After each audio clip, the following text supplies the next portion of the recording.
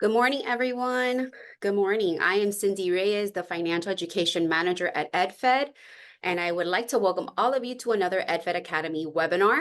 Today, it's about planning for college.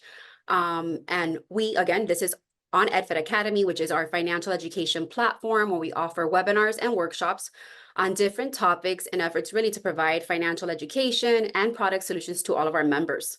This month's webinar will help members will really provide some insight on how we can close the gap on college expenses, which I know something that we're all looking to see how we do that. We are super lucky today to have our presenter, Laura Dickerson, who is a director with Sallie Mae. So we are super excited to have her. I do want to share some information about Sallie Mae. It was founded in 1972. It is the nation's #1 private student loan lender.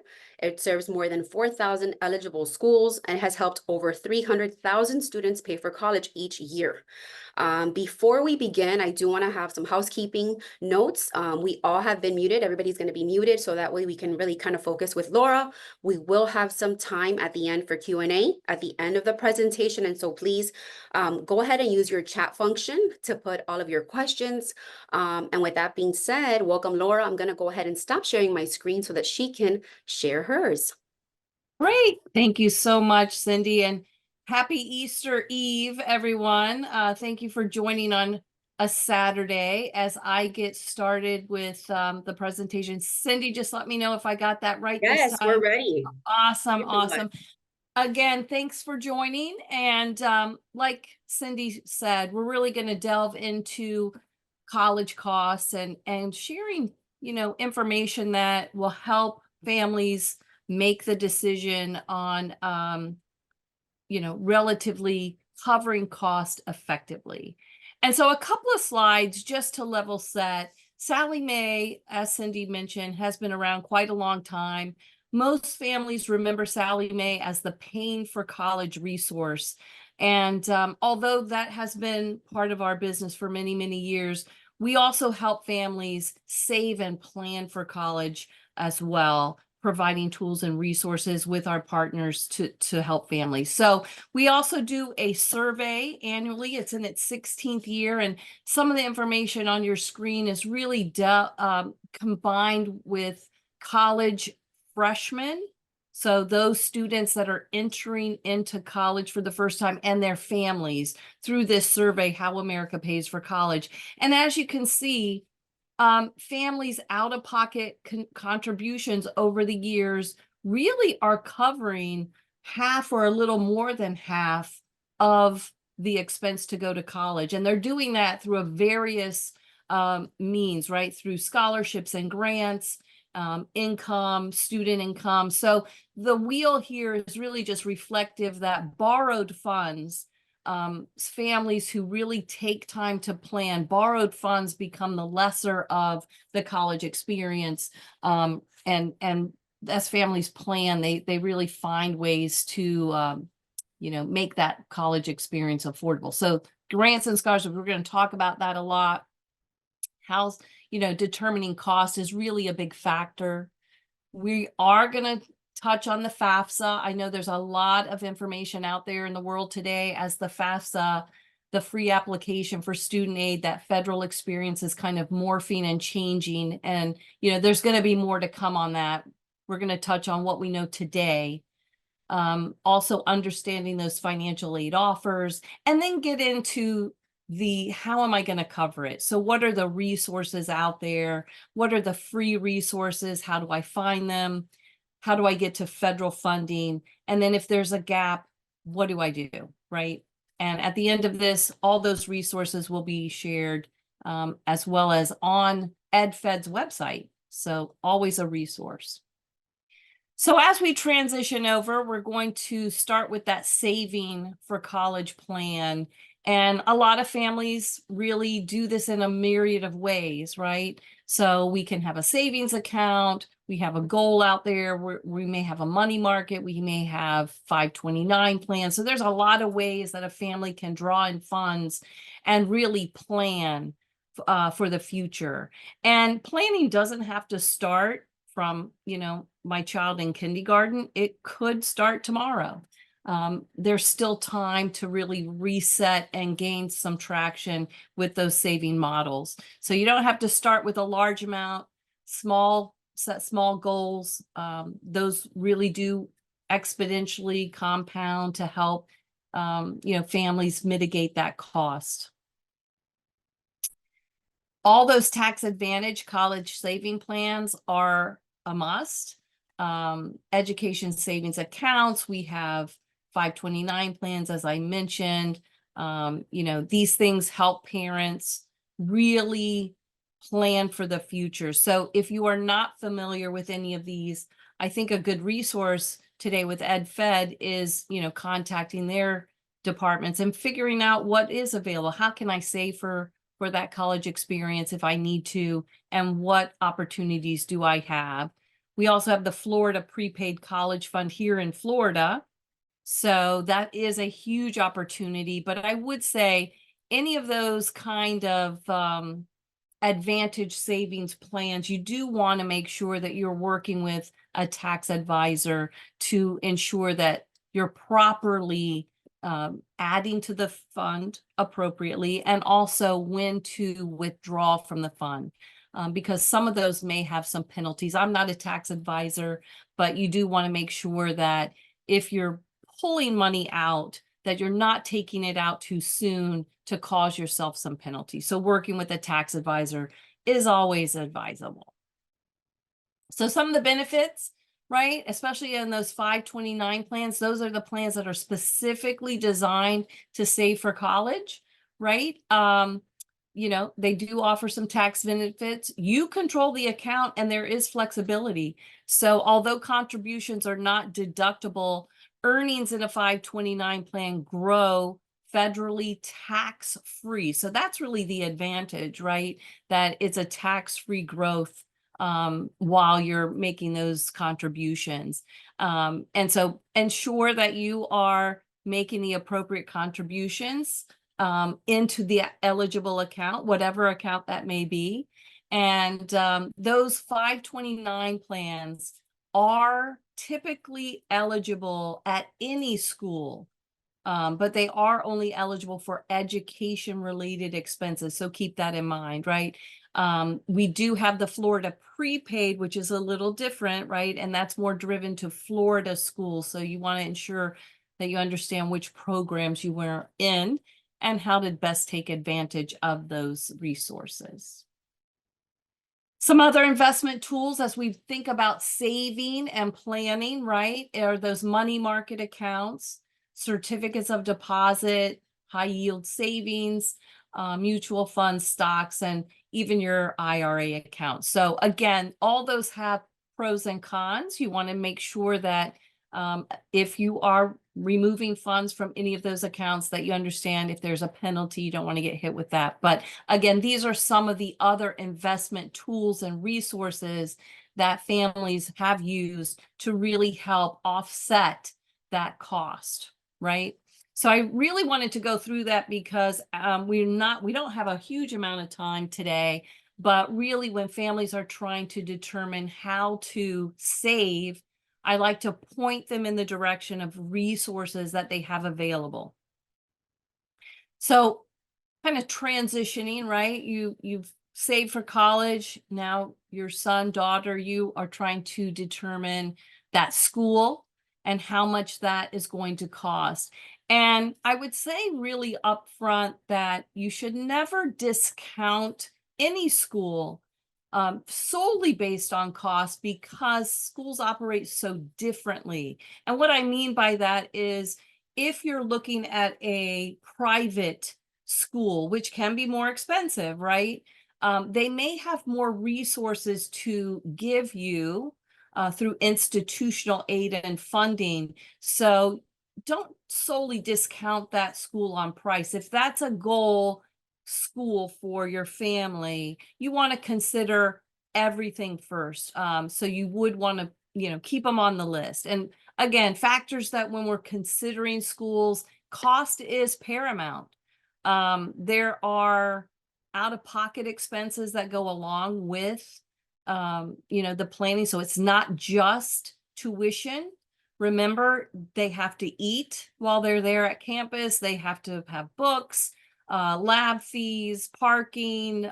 They may be housing if they are going away and staying on campus. So there's a lot of other costs, and those fall into that indirect cost category versus the direct cost category, which is tuition and fees. So you want to make sure that you're anticipating all of the cost associated with my son, my daughter, or myself going and attending that school.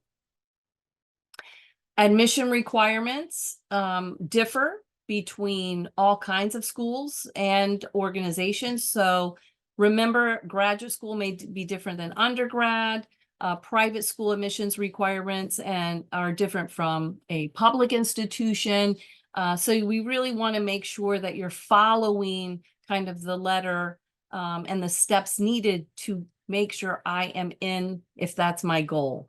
Don't miss something because we flew through the the process. So really take time to connect with that school or schools admissions. They're very good. All the schools have great admissions resources. It's a lot of it's online. You can even take virtual tours, which I do recommend if you cannot physically get to that campus that you're interested in. Visit it online. Since COVID, most schools do have an online kind of virtual reality process. They are going to look at retention rates and graduation rates for your institution. You want to make sure that that institution is, living up to what they say they do, right? And that's what those kind of rates and grades mean. And placement is a factor, right? So you want to ensure that as I go through the program, they have a high rate of making sure students get to where they need to be. And all that is available on the school's website or at the Department of Education by school. So you can look up these rates and understand the admissions, curriculum, retention, graduation rates, and placement rates. And then finally, size and location. It does matter, right? If we're talking about a huge, let's talk about Florida, right? University of Florida or FSU, these are huge public institutions versus maybe a University of Tampa or even a Miami where that size is a little more concentrated. So think about how your son, daughter, or you as a person would thrive in that environment. And a lot of times we see students who want to go to a big university really flourish better at a smaller private because it's more like hands-on, right? The class size are smaller rather than going to a huge university where the class sizes could be very large. So think about how your son or daughter or you learn and feel comfortable. Am I into that big, grandiose college experience, or do I want a more intimate and personalized education? Campus life, athletics, these all are things to consider. Being active on a campus is, successful. We see that students who are involved, engaged with those campus life activities, athletics, music, all those kind of things, opportunities to have some leadership, really flourish and succeed as they go through and matriculate to graduation. So those that are involved succeed more. It's just a fact. So that's kind of the things that I like to highlight as you're selecting or thinking about that school choice, right? And again, I said price matters. You can find out the sticker price of a college very easily on the school's website or at this link on the screen, the collegecosts.ed.gov. That's actually at the Department of Education. Every school has a net price calculator, right? So it's really just the sticker price of their institution. And that will draw in all of the direct and indirect costs. So you have that full picture of what it will attend what I can expect as I attend, right? So it's not, you're not going in blind, and we now have these resources, right? So that little key point there, the sticker price of a college is not usually what families end up paying. The reason I stuck that in there is there's a lot that goes into the awarding process for families, right? So that sticker price is like the full Monty. And then institutions have the ability to provide grants, institutional funding, and all of your scholarships. So you not necessarily are going to pay that sticker price that's listed on their website as you go through the process, but it is disclosed to you so that you understand the full cost of the program and the school that you're attending. So FAFSA, it's a big topic this year. There were some changes that the Department of Education implemented, which has delayed the FAFSA, unfortunately. But what I would say is, if you have not completed the FAFSA because you are waiting or concerned, take that off the table. Go ahead, get it done, because the federal application for student assistance, the free application, right? It drives some of that institutional funding that I was just talking about. So although the federal aid may be delayed, a school is still able to process and determine some eligibility at their institutional level. And sometimes that's a first come, first serve kind of application process. So you don't want to leave that on the table. So again, if you have not completed the FAFSA, please do so. Go out and make sure that you get it done as quickly as possible. There are some changes, like I mentioned this year. The department is working very, very diligently to get that application process kind of finalized. But if you need some additional tips or resources on how to complete the FAFSA, Sallie Mae does have a link and a FAFSA guide that we are updating almost weekly and sometimes daily with the updates that are coming in. So you are getting the most up-to-date information. Typically, the FAFSA opens in October for the next, what we call academic year, starting in August. This year it was delayed. So just to give you some kind of time frame that you're expecting, they delayed it until February, and then the processing behind the scenes still is going on. So schools have not gotten a lot of the information yet, but they are working through it, and they hope to be through it by, mid-April. So again, make sure that you have completed the FAFSA. That is really the first step in finding free money, grant money, etc. And you also want to remember to connect with that school that you may be interested in going to in August or the following year, whenever you're thinking about this college experience, right? But you want to make sure that you are adhering to your financial aid, the school's financial aid deadlines. They are typically not the same as, say, the admissions deadline, right? So bills need to be paid by X versus you need to have your application for enrollment in by Y. So you want to make sure that you're getting kind of all those in a line. And my recommendation is always, get a piece of paper out, create a chart, a spreadsheet, a graph, whatever you like.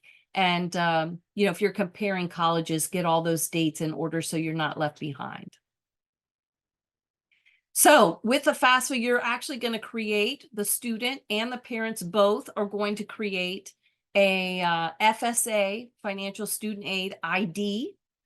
You are going to do that at studentaid.gov, and then you're going to go through the process. And it's basically like any onboarding process when you're creating an account, name, social, etc., some demographic information, and then you'll go through that multi-factor authentication process, which, if you're like me, it can be problematic sometimes with the dinging of the phones, but hey, we get through it, right? But make sure that you really get that set that will be, write it down, because that will be your login and password for the life of your college experience. Every year you will come back and complete a FAFSA. So think about the FAFSA, the free application, right? That's the starting point by year. And some families forget that the FAFSA does have to be completed annually. So again, this year we're kind of in an off with timing, right? We didn't start this process till late, but in October, we will begin again for the following year. So if your student is, going to a 4-year institution, you're going to do that FAFSA 4 times. And again, the reason why you want to do it is because it draws down all of the aid that you will be eligible for as you walk through the process. Just to level set, you will need your taxes, to record your earned income. So make sure that you kind of go through the steps. There is a checklist out on Sallie Mae as well, or on studentaid.gov to help kind of start the process. It's very simple. You can list as many as 20 schools that you want to consider. And what will happen is after you've completed the financial aid FAFSA, you will get a response from every school that you put on the list, right? So you complete the FAFSA, the information goes out to the schools you've listed. They say, hey, the student is interested in coming to school here, and here's what we're going to give you. So what you're waiting on is that response from the school. Is called an awards package, and that will help determine what each individual school can provide you. And it will be different. Remember, there are opportunities sometimes at those higher cost private schools that the public schools don't have, and vice versa. So you don't want to walk away from choosing a high cost school, put it on the list, see what they can offer you, and go from there. So again, this is where you start. It's the FAFSA. It's easy. It takes maybe 15 minutes, 20 minutes to get through the whole process. It's a lot of point and click and adding a little bit of demographic information, but that's where you want to start. So what happens after the FAFSA, right? So I've submitted this. Students will receive that aid report. It used to be called the student aid report. Now it's called the student aid index. Same information, but as I mentioned very earlier, that's what the colleges use to determine your aid, right? So after you get through the process, there may be an opportunity for a school to reach out to you. They need to understand something a little more. They may need to clarify something. Don't be surprised. That process is called verification. I think it's going to be very limited this year because of the changes with FAFSA. But in the event that a school reaches out and says, hey, I do need to understand this information, can you send this document to me? That is perfectly legit. I do get questions quite frequently. Why is the school asking for this data? It's because they need to verify it, because they want to make sure, really, in the end, that they're able to offer you as much as possible. Right? So that's the purpose. So in that kind of cost analysis, what you will receive basically is the high level. You're going to receive the cost of attendance. That's the amount that it will cost for that year, that academic year, for you to go to that school. And then it will take off the new expected family contribution, now SAI, Student Aid Index, right? So that's the amount of money that the government through the FAFSA has determined that the family should contribute, and that will equal what you owe. And then from there, your aid report from the school will list everything that they're eligible to give you: grants, institutional funding, and then you'll get to a point where either you're covered 100% or you have a gap, right? But this report is driven, and why I said it all starts with the FAFSA. The school cannot give you a report, right, an award letter, until they get that information from the FAFSA. So again, it all starts with the FAFSA. Take time if you have not completed it to get it done. And then, you'll know where you stand, and you can compare very clearly each school and what each package offers. So then there may be an opportunity to, find additional funding or scholarships, right? So we're going to talk about the rest of this presentation on where can I get this free money. And free money means that this is money that will be given to you and you do not have to pay it back. So what you're looking at right now are grants. Grants do not require repayment. They're awarded annually and they are determined off your FAFSA. So a school cannot provide you any resource under the federal Pell Grant or even the FSEOG program without you completing the FAFSA. And again, why I say start at the FAFSA. There's a lot of resources that go into state and federal resources for colleges to utilize independently. But again, some of this is determined by time. So first come, first serve. So you want to make sure that you get in and get in early. But you can kind of see on the screen, the numbers will change for this coming year to about $7,000 for Pell Grant for those who qualify. So that's pretty substantial. And if you're going to a lower cost school, that may be all you need, right? So you don't want to walk away from that free money. For the private institutions, they do have up to $4,000, but you can see that is first come, first serve. Their government allocates money under the federal supplemental program grant by school. So it is an allotment. They don't get unlimited funds. So once they are used up, they are gone. But grants are absolutely free money. So the more you can get them free, the better. A little snippet from our survey. Again, Sallie Mae does a survey every year for the last 16 years. We do see that about 65% of scholarship recipients use scholarships from the college, right? So they allowed that scholarship and grant money to come in from the college, and it averaged about $8,000. And then 37% of folks use scholarships from the state program, and then the remainder came from private organizations. So you can see a lot of money there. If I can dip into each one of those a little bit even, I can pretty much, get a nice chunk of change to drive down that relative cost. Scholarships are also free money, right? I don't pay them back, but I have to earn them. I have to figure out how to get them, and I have to know when to apply. So that's really the key with scholarships. They are deadline based. Typically, I would say if you are sitting on this call and you have a junior or senior in high school, now is the time to start researching for scholarships. We will show you some resources to make it easier, but now's the time to do that. I hear all the time students, oh, it's hard. I don't want to do it.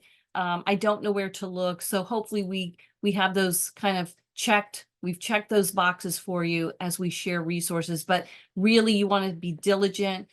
Scholarships are not always a full ride. There are some of those out there, right? But primarily 85% of the scholarships in the scholarship universe, I have to apply, and I have to apply every year.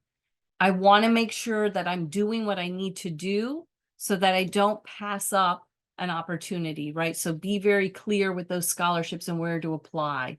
Deadlines matter, creativity matters, essays and punctuation matter.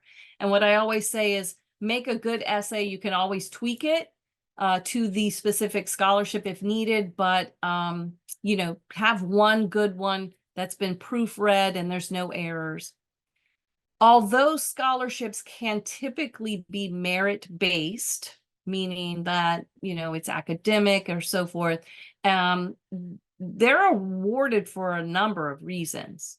And there's a number of organizations out there that offer free money, right? So don't look under every rock, I always say, go to your churches, your communities, get those parental work affiliations, clubs, all that. If I'm a member of a sports organization, check there. Just again, don't leave any rock unturned, because remember, scholarships do not require a repayment.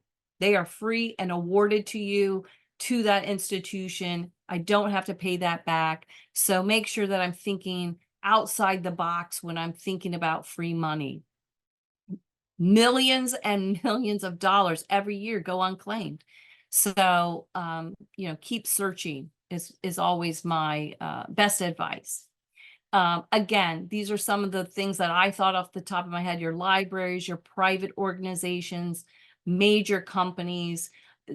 Absolutely make sure that you are on the college website, because they have connected to community resources, locals who have donated dollars to support programs on campus, right? Driven programs. So if I'm going into the health professions field, or, IT, make sure that you're looking there. So a lot of people start at the federal and state agencies, so very high level, but start drilling down into that college specific. Even your high schools now have a lot of connectivity to organizations and resources. So again, make sure that you're looking under every rock.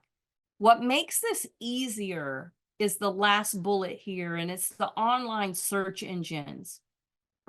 Those are aggregators. They're just a resource of scholarship knowledge. So again, you don't want to pay for these services. If an organization is saying put in a credit card to search for scholarships, get out of there, because they're all free search engines out there that are fabulous. So make sure that you just connect with those. Sallie Mae does have a scholarship search engine. So I share this. If you have a phone, snapshot it. If you can write down the websites, whatever. We do have a scholarship by Scholly. It's a free app. It will connect you to that free resources. And EdFed, right? EdFed has resources as well. So you do not want to leave any of that money, because from here going forward, I have to pay. So I spent a lot of time on free money, grants, how to find, connecting with your school, scholarships, the resources out there, how to get there, find them, apply, secure free funding. But from here, if I still have a bill, I now have to take a loan. So you can see why I spent a lot of time on the free part, because this is the part that can be, stressful for families. Loans have to be paid back. And so what's available to you as a student through the FAFSA is the Federal Student Loan Program. And there's, a variety of loans out there. I've listed the federal subsidized and unsubsidized loan. Those loans, are made for students. They're student-centric. They allow for me not to have to make a payment while I am attending, but these are loans for the student, not the parent. There is a parent version, but again, they're determined by eligibility and financial need. So a school, they're very limited and capped, but a school will go to this next step and provide this as a resource to you to cover some of the funding. Here's kind of how it breaks down. So I'm a first-year student. The maximum I can get is $5,500. And you can see as I go through my education year and grade level, kind of how that plays out. If you think about the cost of education, $5,500 a year up to $7,500 is not going to cover the cost, right? But that it will help. Right. So again, you can kind of see where those interest rate lies. There are fees attached. So FAFSA is required for the school to have the availability to disperse. But there's a lot of opportunities here. So I don't have to make payments while I'm in school. I do get a grace period once I leave school. There are flexible repayment options and deferments and so forth. So again, this will be the first kind of line of defense, if you will, as I think about paying for college, as I look at funding my education. But there may be a balance. right? And this is where EdFed and Sallie Mae in partnership can help. So if there is a balance out there, don't stress. They've created this loan program that will help you kind of move through. Right? So real quick though, I do want to just touch base high level on tuition payment plans. Those are outside the financial aid world, but the business office of your school may have an opportunity, so you don't want to walk away from that. And then I did mention the Parent Plus loan for parents. I'm borrowing for my student, so you can kind of see the rates and fees there. So I do have opportunity. But moving to the private loan, and this is what I highlight, it's a really great opportunity to mitigate the gap.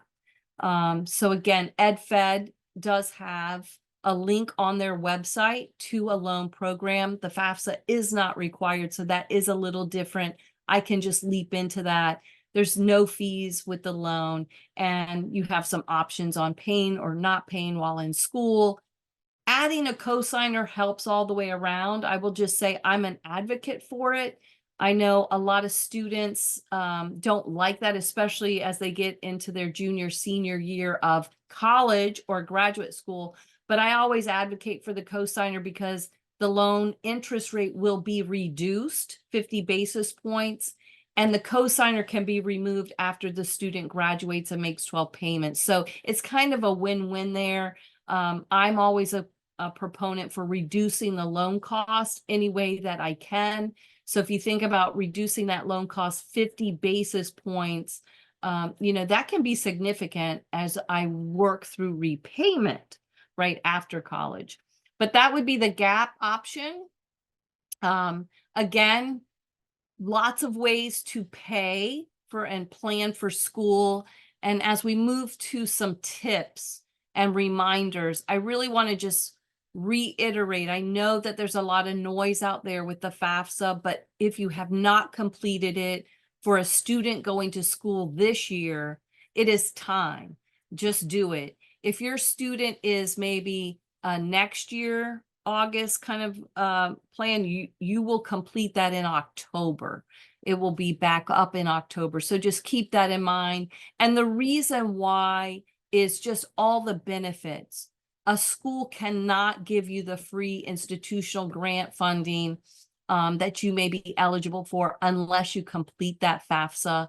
So make sure that you are connected with the school, know their deadlines, have accepted all the offers that they can present to you based on that FAFSA. And, be a good consumer. Compare the terms, the conditions, what does it take? What is each offer and aid type that this school is offering me? How does it compare to this school versus this school, right? You will see that they will vastly different depending on school and type and location. So you want to make sure to remember all those financial aid offers are solely covering 1 year at a time, and that you will need to complete the FAFSA every year. This link will get you to the EdFed gap financing loan in partnership with Sallie Mae, and the resource to cover that gap through your trusted partner, EdFed. So I'm sure that's on their website. But in conclusion, start with that free money. I always like to do the 1, 2, 3 approach.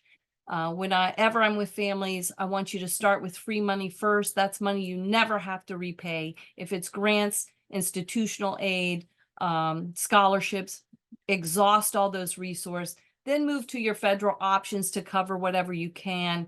And if there is a gap, responsibly consider, those options and compare as well. So Cindy, I think that is it. I'm going to stop sharing and we can absolutely take questions, although I can't see anything anywhere if there are questions. Thank you so much, Laura. I'm going to go ahead and share my screen. Give me 1 second. And I do want to thank you so much for all of the information. I think that there's so many times that parents really are looking for this type of information online, and sometimes it can feel overwhelming. So thank you so I did see some questions about scholarships at EdFed. I do want you all to know that we do have different types of scholarship opportunities. Like Laura said, don't leave any stone unturned. We are one of those organizations that offer scholarships. We have our Hubert O. Sibley, or 2+2 Florida prepaid tuition scholarship.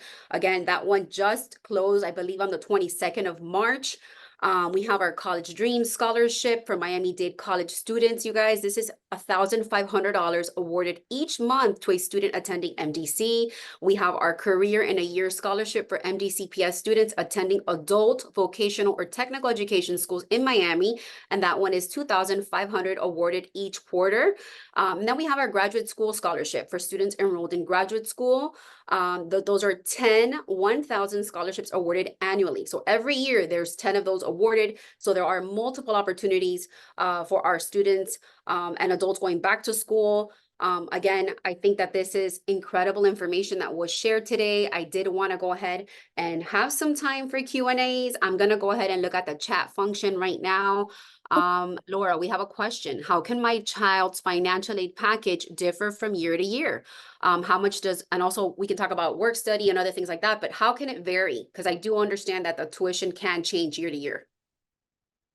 Yeah, well, first of all, that's a great question, so thank you. But it changes in a multitude of ways. So remember that schools annually may change just the complete cost, right? So that's going to drive a different set of numbers, right? If a school has to increase cost. That's number one. Number two is really on the FAFSA side. So I change annually. My income changes. My household changes. And every time I complete the FAFSA, which I have to do annually, that calculation could differ from year to year. And here's a real good example. If I have multiple students going to college, so the first time I complete the FAFSA, I have one student who is in school, right, going to college. The next year, my next youngest might be a freshman in college, and my oldest is now a sophomore. So you see that that's going to change the calculation, and all that goes into the information that completes in the FAFSA. So that's how it's going to change, and that's how the award package could differ year to year as you complete it. Wow. How much does work study programs cover, right? Yeah. And that's going to differ by school. So work study is an excellent resource to help drive costs down. So it's basically, you know, you're kind of working, they will credit you per school or program that you're working under at that school. You could be in the library, you could be in the athletics department, cafeteria, RA, whatever it is, right? And depending on how many hours, you will get kind of a back off of the tuition based on that work study program. But that's a federally mandated program. So remember, work study has to come through FAFSA as well. So just remember that. A school cannot give you work study if you didn't complete the FAFSA. Okay, and would you mind reviewing the application deadlines one more time for FAFSA? Because I know that for our students, I think it's going to be October, I believe you said. Can you clarify? Right. So we're kind of in a quasi. So if you have a student that is going to graduate high school in May this year and go to college in August, you need to complete the FAFSA now if you have not done so, right? If your student is graduating next year in May, right, you will complete the FAFSA in October, right? So that's the two differ. So if you're an immediate recipient of graduation and moving on to college immediately, you need to go out there if you have not done it now and do it. Otherwise, you have some time. So no worries. Okay, so we still have some time for questions. If you have any questions, anybody on the webinar, you can post them in the chat function and we will have Laura respond. We do have a little bit of time left in our session. We have an hour planned, but I know we cut a little bit short just to have enough time to review any of the questions. Again, I do want to thank you, Laura. This was super informative. Again, like I said, This can be an overwhelming process for all of us, I think for students, because it's the first time kind of we're having these discussions, right? Like how much is this going to cost Exactly. me? And really it's kind of like the first time we're discussing like, what did we do? You know, how much do we have saved? But Right. really, really appreciate it. Let me see here one second. If we have any more questions, it doesn't look like we do. Can we have access to the recording? Yes. So we will be sending this recording. We will be posting this recording to YouTube. So I just want to kind of let everybody know all of our EdFed Academy workshops and webinars are going to be posted onto YouTube, and we will be notifying you. If we don't have any more questions, I'm going to give it one more minute. How can I get aid for summer school is another question we have, Laura. Oh, okay. So aid for summer school, same process. So if you, again, are graduating this year, you need to complete the FAFSA immediately because schools will be packaging for summer by mid to late April. It may be pushed back to May this year just because of the deadlines, but you want to make sure that you're getting in on whatever you can, right? Because again, a lot of schools do have ability to give institutional funding for summer. If it's next year, then you have plenty of time, but you're still going to complete the FAFSA. What I would also say about summer aid is that you want to work closely with your institution. They differ by school and school type. So don't pass up the deadlines. Get out there and look up, especially I think of students in the athletics, right, that are transitioning. You know, a lot of times they offer a summer program for those athletic students to onboard a little earlier. So if your student is into an athletic program, soccer, football, whatever it is, make sure that you're connecting to meet those deadlines. But you will need to complete the FAFSA now if you're moving on to this summer. Okay. Again, like Laura mentioned, you know, this is awarded on a yearly basis. So it's super important, you know, for the parents on the call or their students on the call to understand that they need to enroll and, you know, and apply every single year. So like she mentioned, keep that FSA ID somewhere safe so you know how to get in, have those credentials, because this is something that we need to do on a yearly basis. Right now, it doesn't look like we have any more calls. I did want to ask you, because I know that they pay out, each school pays it out differently. But on average, do students get like a debit card? Is it transferred into an account? Do you have any tips or anything like that for them, you know, in terms of like how most of the colleges work? Like how Yeah, so, and I think if I'm interpreting your question, you're really moving towards refunds, right? How do I Right, get that excess money? So I've applied for, you know, money to cover my education, but now I have to live, right? And right. how do I live while I'm a student on campus? And there's a lot of different ways. And quite honestly, as many schools as there are in the state, there's probably that many answers. But generally speaking, what would happen is each school and the larger ones in particular have a debit card. You have kind of your student account. So I can, that money, any excess would go to that account after everything else is paid. And I use that account to eat, to buy books, whatever I need on campus, right? So most of them have their kind of debit affinity card. So if you're in Miami and you're at University of Miami, it'd be the Canes card. I've seen that a lot, right? So that's how you would use that. If you're speaking solely refunds, so maybe I'm not living on campus, so I don't need the Canes debit card, right? Or the whatever school card, but I need my refund. They typically, when you set up an account at the institution that you're attending, you will provide them how you want to receive your refund. That's money that is going back to me in excess that I'm going to spend appropriately, right? I'm not going to take it to Cancun, guys. I'm going to spend it appropriately on the resources I need for my education. And you will either have told them, I want it in a check, I want it direct deposited, or I want it EFT to this number, right? So that school will help you through the process, and it's part of the onboarding process, all the things that I have to complete as I'm a student, as I get my student ID and my parking pass and all that kind of stuff that I need as I start my education process. So they have a great team. Each school does in the state. You know, they'll work you through it, but those are really the main ways and the two different ways that you're going to get money back. But Great. good question. Yes, for sure. I have another question. If somebody wins a scholarship, will that reduce my financial aid package? Does one of Excellent. Yes, that's an excellent question. So here's what happens. Today, you will be awarded through your package X, right? So let's just say, you know, you get $50,000 that you're responsible for. But I've already applied for a lot of scholarships and they haven't come in. Remember, scholarship process is very cumbersome.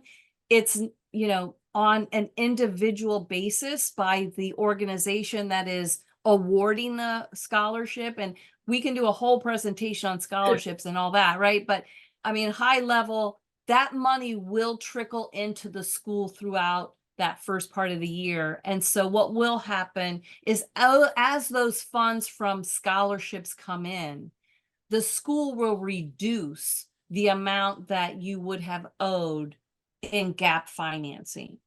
And what they will do is if they have already dispersed a loan to you, they will adjust it, right? So that you're not offset. They'll take the free money back on, reduce the loan, send money back to the organizations on the loan process so that you have that applied appropriately. And that's going to happen. Some organizations are quick, right? And some are not as quick. So it just depends on the timing. But I see that even if a student starts in October, sometimes scholarship dollars, right? So I won the scholarship and I know I won it, right? And I'm getting $3,000, but the school might not receive that award until January. So don't panic. You just want to make sure you're keeping in step with that scholarship donor and making sure they have the right address and so forth. But it could take some time, so don't panic. Yeah, great question. We do have another one. Is Florida prepaid money applied before the scholarships and grants? Another great question, right? So we have our own scholarship program in the state of Florida, Florida Prepaid, and all of that is handled by the state, right? That's kind of an umbrella. So they got a lot going on. You as a family member, so there's kind of two houses there. You have the Florida Bright Future Scholarship, which once you're eligible for, that kind of runs like a well-oiled machine. All right. So I'm a recipient of gold or medallion or whatever they're calling it this year, right? And I get it. The schools will get that funding pretty quickly. But on the Florida prepaid, right, that's money I've put in. I, as the consumer, have to initiate that. So Okay. I need to work with the college to ensure that that money under my Florida prepaid is transferred or paid appropriately. So that's the onus that I have, although it's under that same umbrella.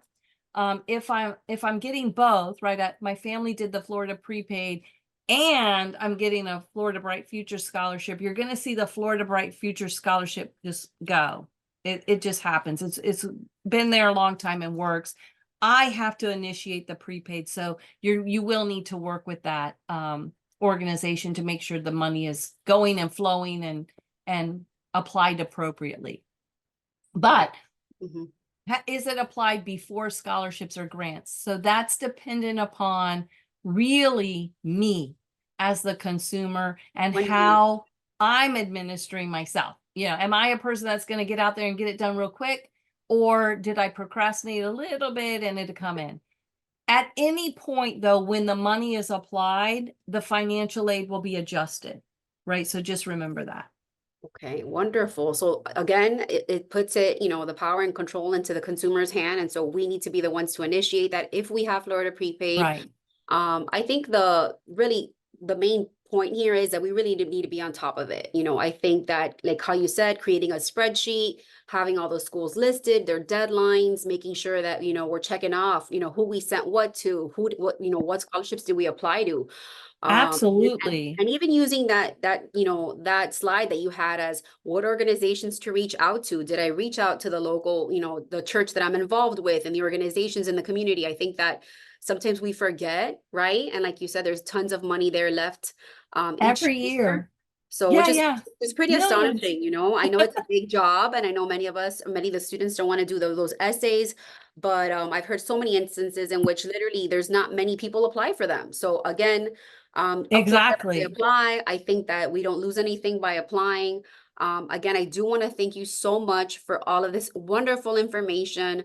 Our next EdFed Academy webinar is on the last Saturday of April, April 27th. Again, this one's going to be a little bit different, talking about credit, understanding credit with our friends from Experian.